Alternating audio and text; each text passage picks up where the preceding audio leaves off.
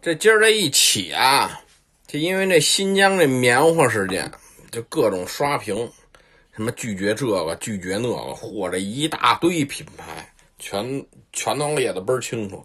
其中最大的品牌可能就是耐克。我这人呢就爱跟人唱反调，你拒绝是吧？我就不拒绝，我不穿它我穿什么呀？穿这个，这北京话五眼大毛啊，你他妈穿吗？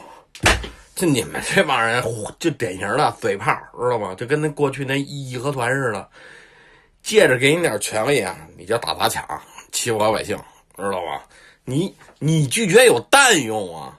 啊，有用吗？你拒绝？哎，我给你说点正经的，你像我们的朋友圈，基本上都有几个同学朋友转美国国籍的，在美国生孩子了，你拒绝跟他做朋友，你给他拉黑了，你砸他家玻璃去，我帮你赔这钱，行不行？崩工子我都帮你出，怎么样？板砖我都帮你剪好，没问题吧？你给他取消关注，你见着他你就骂他，你敢吗？你不是也就跟朋友圈过着嘴瘾吗？是不是？隔着屏幕练胆儿，你他妈就一